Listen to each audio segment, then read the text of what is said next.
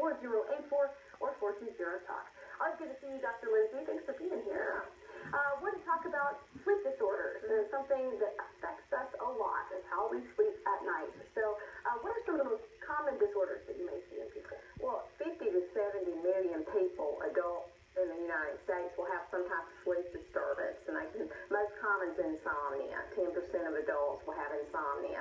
Other things can be sleep apnea, sleepwalking, night terrors, restless leg syndrome, those types of things. What exactly is insomnia? Is that just not being able to sleep at night? It's not being able to go to sleep or waking up and not being able to go back to sleep. Okay. So it's just inappropriate sleep that disturbs your daytime functioning. And what about sleep apnea? Because I don't know exactly what that is. Sleep apnea is when some people have issues with an obstruction in their airway that cuts their oxygen off, and they can have episodes of stopping breathing or pauses in that. Well, now, I know, I rarely talk to anybody that says, I sleep really well at night, every night. Almost everybody, we have stress in our lives and things on our mind. We're trying to go to sleep, and it's just difficult to get up in the morning, especially if you work at, 2 or 3 o'clock in the morning, kind of like we do. When do you know that it's a problem? Well, doctor about it can be normal, like you said, for short-term episodes of trouble with it. But when you have trouble sleeping or having fatigue during the day, headaches, symptoms like that, poor memory, poor concentration for greater than 3 months, that's affecting your daytime activities, then you need to seek help and see the physician to see what's going on. What kind of medications are out there, and how do you know when you qualify to take one of those medications that will help you sleep? Medications, first you want to try behavioral therapy. You want to make sure you have good sleep hygiene, you're going to bed at appropriate times and the same schedule. But medication is indicated when you have long-term problems and it's affecting your daytime activities. If you start finding out you're chronically fatigued during the day, you're having headaches, you're not able to concentrate, some people have memory loss and even depression, and you want to be able to see the physician, see if you have a sleep problem, and make sure that you don't have sleep apnea or some illness like that if you took a sleep medication that would harm you. So you have to have that checked out. Talking about some of the different medications, I know, they give Ambien. A lot of times you hear people talking about, I drove somewhere in the middle of the night, or Restoril or Lunesta, whatever it is. Should you be worried about, doing stuff on those sleeping pills and not worrying, or, not remembering? Yeah, right.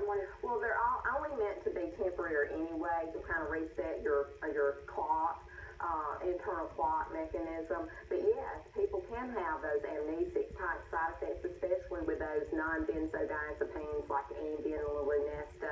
Ambien's the most common, where people think they drove somewhere. I'll have people come in and say, I gained 10 pounds, and they're getting up at night and eating Cookville ice cream or something. So that could be very common. I wish I did that. I wish I, didn't have to take responsibility for my eating. All right, we have a question.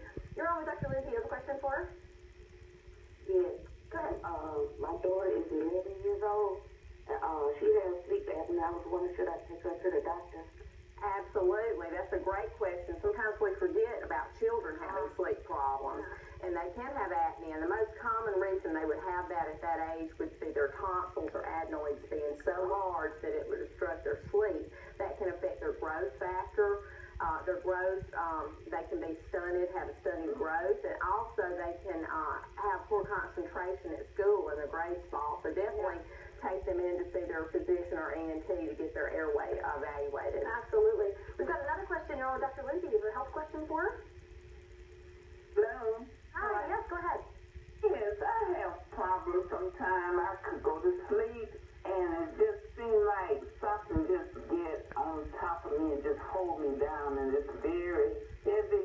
I asked the nurse one time, and she said it was sleep paralysis. And I was like, what it is, and it feels like you're going to die if you don't wake up, I've heard of that, and your whole body just, literally, you can't move. That's right, and that's not as common as some other sleep problems, but it can happen, and you literally cannot move, and that's a disorder in one type of sleep, the REM type sleep. And there are, you need to be evaluated, have a sleep study, and they can do special testing to see medication? There's some medication and some type of behavioral therapy that they can do, but that can be a problem. It is very scary. So go to the sleep clinic. Yes.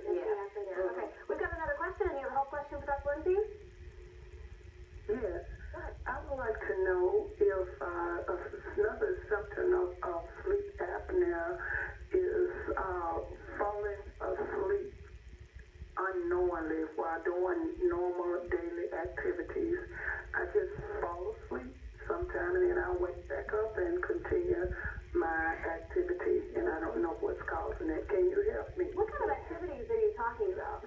Just my work activities. I would be on the computer and all of a sudden I'll fall asleep. That's not narcolepsy, Right. is it? It can be narcolepsy and cataplexy, where you'll suddenly fall asleep. You'll be talking to somebody and you'll be out for a few seconds. Wow. Also, sleep apnea, though, because you have lack of normal sleep during the nighttime, you can be talking and just fall asleep too. But if they suddenly are in the middle of an activity and fall asleep, it's usually narcolepsy. But sleep apnea can make you have excessive daytime sleepiness. Well, a lot of great information, Dr. Lindsey. Thank you so much. And tell me